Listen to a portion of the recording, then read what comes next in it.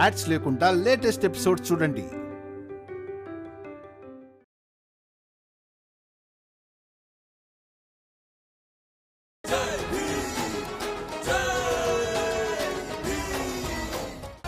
నాన్నా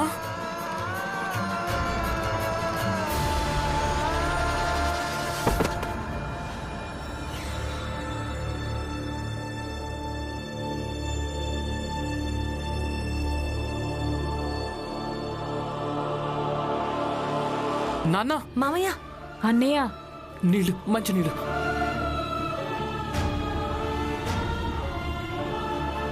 అన్నయ్య ఏమైంది అన్నయ్య?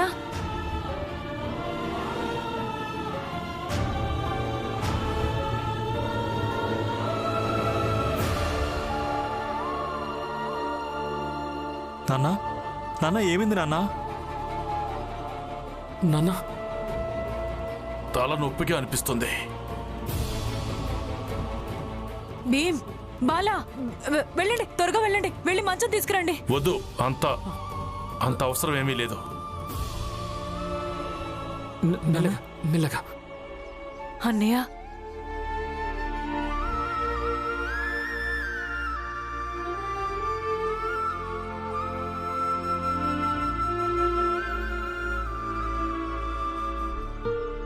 అన్నా, ఇప్పుడు మీరు వెళ్ళి మామయ్య ఆరోగ్యం బాలేదని అత్తయ్యకి చెప్పండి. వద్దు,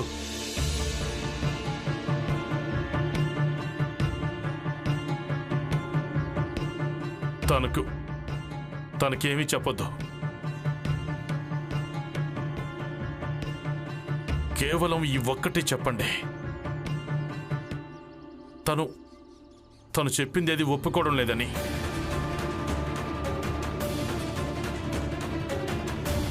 తను కోరిన కోరికలేమీ తీర్చడం జరగదని.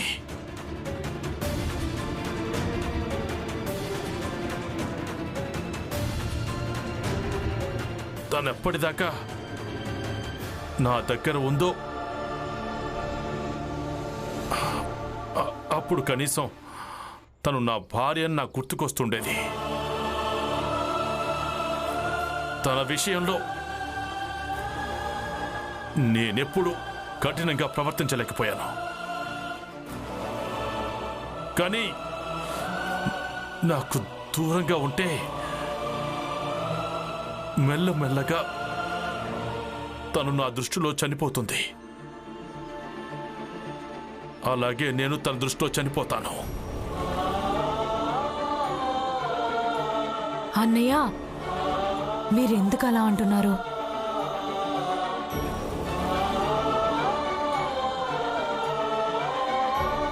ఆనందన్నయ్య, మీరెళ్ళి డాక్టర్ గారిని తీసుకురండి. ఒకవేళ డాక్టర్ దొరక్కుంటే కనీసం నాన్న కోసం మందైనా తీసుకుని రండి. వెళ్ళండి. నేను ఇప్పుడే తీసుకొస్తాను. రమా, నువ్వు నాన్న దగ్గరుండు. నేను జీజాబాయి గారి కోసం ఉత్తరం రాస్తాను. వద్దు భీమ్, నువ్వు తనకి ఎలాంటి ఉత్తరం రాయడానికి వీల్లేదు. లేదంటే నా మీద ఒట్టు లాంటిదేం పెట్టకండి నాన్న. ఈరోజు నేను మీ ఒట్టును అసలు పట్టించుకోలేను. అయినా ఈరోజు మీ భార్య కాదు, ఈ ఇంట్లో ఏళ్ల తరబడి ఉన్న ఒక సభ్యురాలికి ఉత్తరం రాయబోతున్నాను.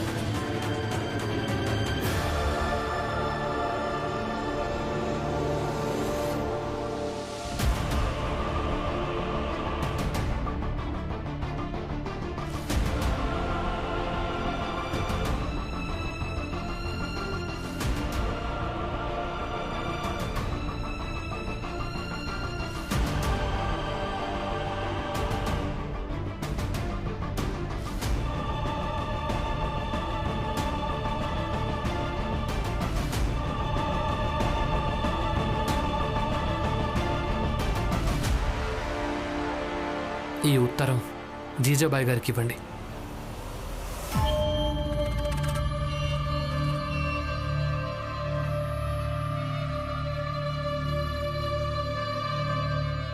భీమ్రావ్, ఈ కేసు నడుస్తున్నంత వరకు అంతవరకు నీకు అలాగే జీజాబాయికి మధ్యలో ఒక వంతెనుంది.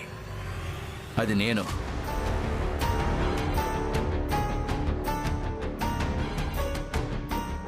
నువ్వు వెళ్ళు, ఉత్తరం నేను ఇచ్చేస్తానులే.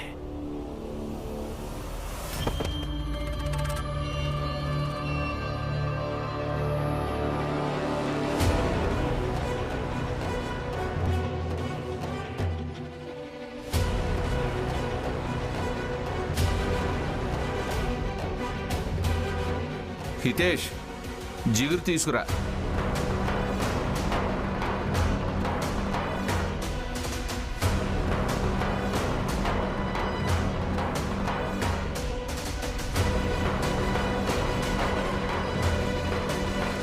కంగారు పడద్దు. ఎందుకు అతికించానంటే చదవకుండా ఉండడానికి. నువ్వు ఏమాత్రం ఆందోళన పడకు. నేను చదవను. నేను దీన్ని జీజాబాయ్ దగ్గరికి చేరవేస్తాను. అన్నట్టు మీరందరూ మధ్యాహ్నం తర్వాత న్యాయస్థానంలో కలవండి.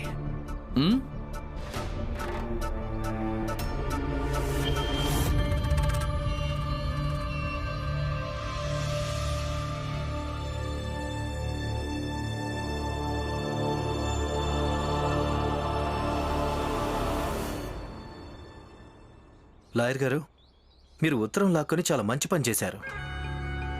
అందులో ఏం రాసుంటాడు? కొంచెం చదివి వినిపించండి. దీనికి సమయం వృధా చేసుకోవడం ఎందుకు? ఉత్తరాన్ని చించి పారేద్దాం. అందరూ ఉత్తరం జీజాబాయి దగ్గరికి చేరిందనుకుంటారు.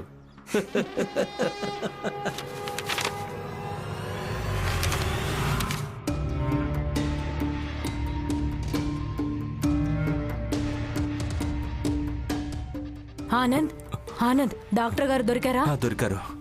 ఇవ్వు. ఆ రమా, త్వరగా వెళ్ళి మంచినీళ్ళు తీసుకురా. అన్నయ్య, ముందుగా ఈ మాత్ర వేసుకోండి. అన్నయ్య,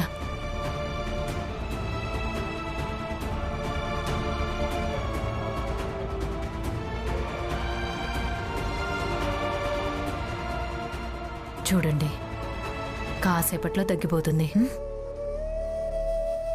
నాన్న, మీరేం బాధపడకండి, కాసేపట్లోనే తగ్గిపోతుంది.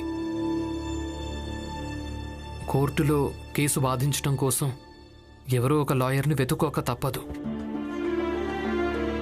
మరి మీ సార్ లేరుగా, ఇక ఏ లాయర్ గారిని వెతకాలి? ఒక లాయర్ ఉన్నారు. సార్ ఎప్పుడూ ఆయన పేరు చెప్తూ ఉంటారు. మంచి లాయర్. ఒకసారి నేను వెళ్ళి కలిసి వస్తాను. వెళ్ళండి, మనకెలాగో లాయర్ అవసరమేగా. భీమ్,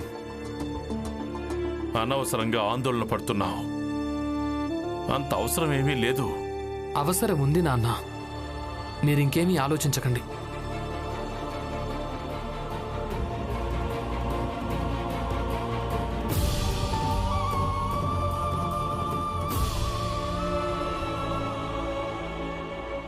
ఇదిగో ఉత్తరం చేరాల్సిన స్థానానికి చేరుకుంది. శభాష్.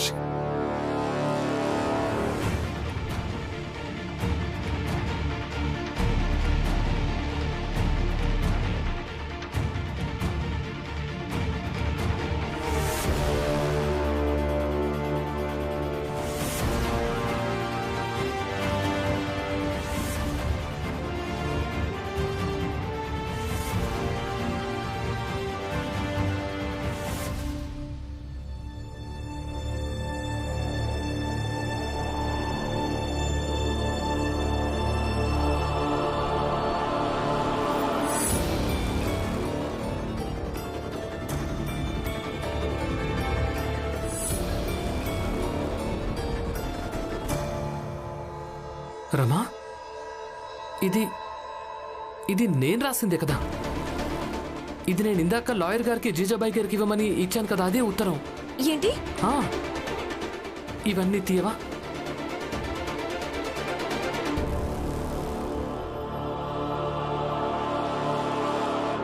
మామయ్య, మీకు తలనొప్పి తగ్గిపోయిందా? ఇప్పుడు బాగానే ఉంది.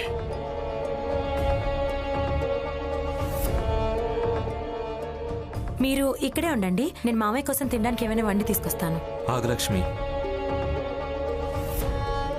నాన్నకు తలనొప్పి తగ్గిపోయింది. ఇక మనం తన దగ్గర ఉండడం ఈయనకి ఇష్టం లేదు.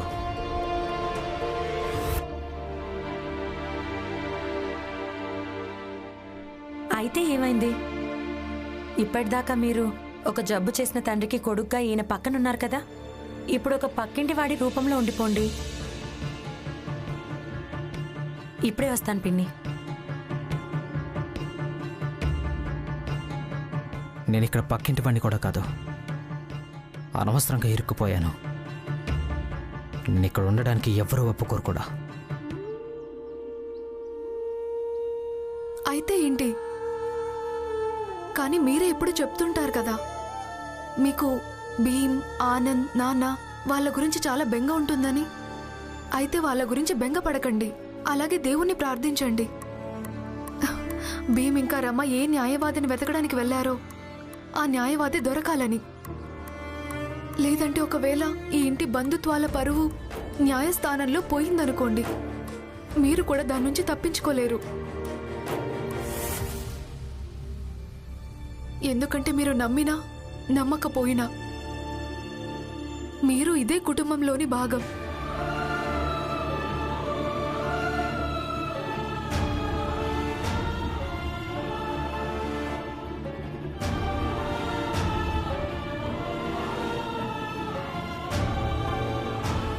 అన్నయ్య, మీరు విశ్రాంతి తీసుకోండి. నేను కరుణకు వంటలో సహాయం చేస్తాను.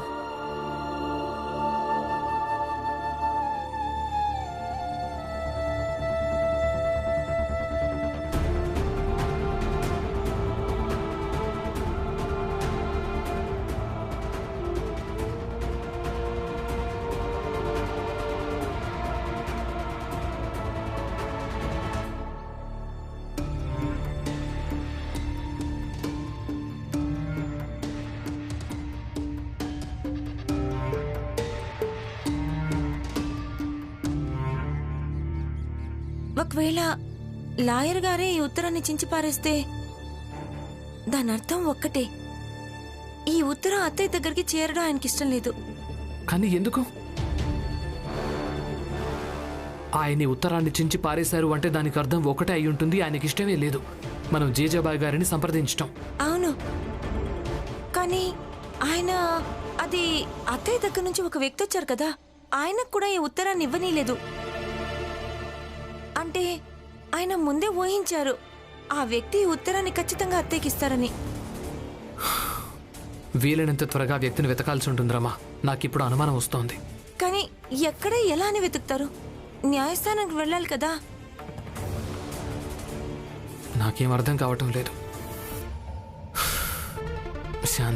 శాంతంగా ఉండి ఆలోచిద్దాం. చూడు, అప్పుడు నేను బౌద్ధ భిక్షువుల్ని కలిసినప్పుడు వాళ్ళు కూడా ఇదే చెప్పారు.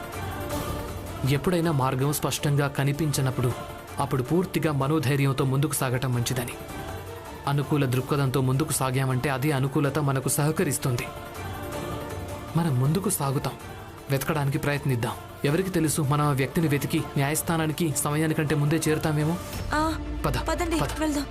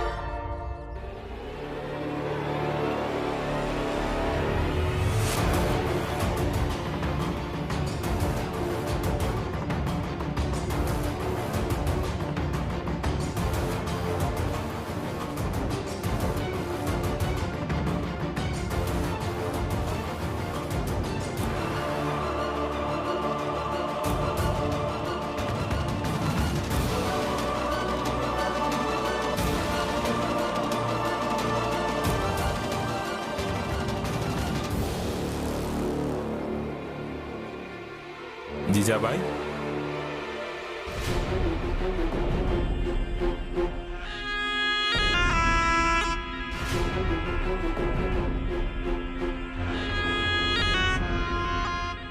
జీజాబాయ్, నేను వాళ్ళని కలిసి వచ్చాను. నా సామాన్లేవి? జీజాబాయ్, అక్కడ ఇంకేదో ఆట సాగుతుంది.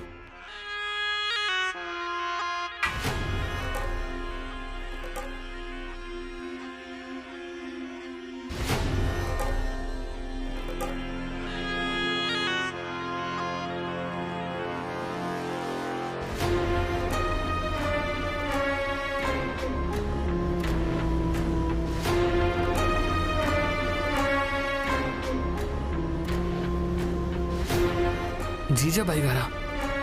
ఆట ఆట వాళ్ళు నాతోనే ఆడుకున్నారు, అది ఈ జీజాబాయితో.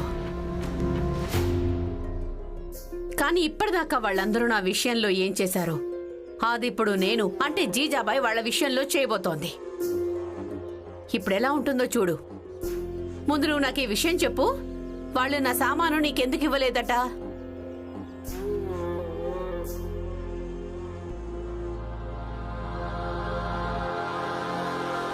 కానీ ఇందులో ఏ చిరునామా రాస్తుందో ఆ చిరునామా ద్వారా జీజాబాయి గారిని సంప్రదించడం సాధ్యమవుతుంది.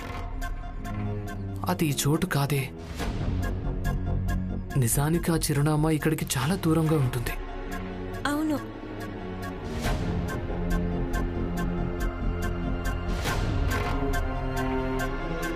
అయితే నాకేమనిపిస్తుందంటే ఈయన జేబులోంచి డబ్బులు పడ్డాయి కదా, అవి ఈయన్ని మౌనంగా ఉంచడం కోసం ఇచ్చారు. లేకపోతే సామాన్ కోసం వచ్చాడని మనకెందుకు చెప్పలేదు? అంటే నా అనుమానం నిజమైంది. ఈ ఆట ఇంకేదో ఉంది. అంటే అంటే ఏంటంటే రమా, ఇప్పుడు దీని గురించి జీజాబాయి గారే స్వయంగా చెప్తారు. చెప్పు, సామాన్ ఎందుకు తీసుకురాలేదు? సరే, ఒకవేళ నీకివ్వకుంటే నేనే స్వయంగా వెళ్ళి తీసుకొస్తాను. మీరింటికే రావచ్చు.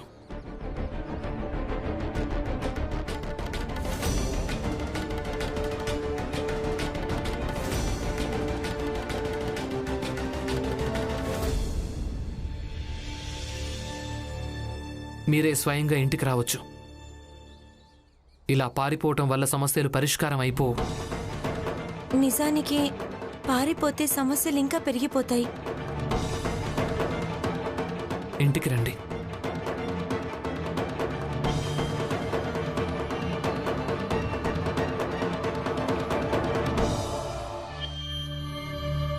ఇదిగో అక్క, వీళ్ళిద్దరికి చెప్పు, ఇక్కడ నాకు ఉద్యోగం వచ్చిందని, అలాగే నాకు జీతం కూడా వస్తుంది అని. అవును బాబు, తనకి ఉద్యోగం దొరికింది, అలాగే ఈమెకు నెల నెల జీతం కూడా వస్తోంది. ఇప్పుడు చెప్పండి, ఈ ఉద్యోగాన్ని వదిలేసి, ఈ సంపాదన వదిలేసి ఇలా వెళ్ళడం మంచిదేనా భీమరావు? మాట్లాడరేంటి? నాకు సమాధానం చెప్పండి. ఒకవేళ సమాధానం మీ దగ్గర లేకపోతే ఇక్కడి నుంచి వెళ్ళిపోండి. కానీ అత్తయ్య, ఇది కూడా మంచిది కాదు కదా. మీరిలా దూరంగా రావడం, ఇంట్లో వాళ్ళ మీద న్యాయస్థానంలో వాదించడం. ఒకవేళ మీకు వాదించాలనుంటే ఇంట్లో వాదిద్దాం పదండి. కేసుతో పనేంటి చెప్పండి. కేసా? నేనెలాంటి కేసు పెట్టలేదే. అంటే ఒక లాయర్ గారు ఇంటికి వచ్చారు. ఇక ఆయన ఏం చెప్పారంటే మీరే ఆయన్ని పంపించారని, ఒకటి మీ పంతాన్ని నెరవేర్చాలని, లేకపోతే మా అందరినీ న్యాయస్థానంలో దోషులుగా రుజువు చేసి శిక్ష వేయిస్తానన్నాడు. అవునా? ఇక మధ్యాహ్నమే వాదన ఉంది. అందరు కంగారు పడుతున్నారు.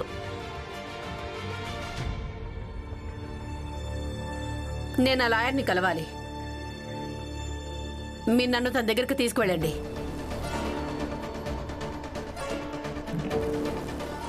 పదండి.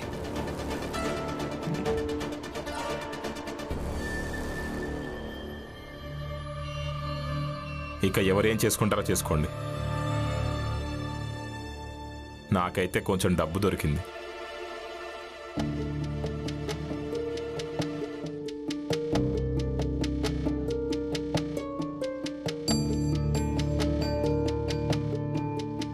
మామయ్య భోజనం చేయండి.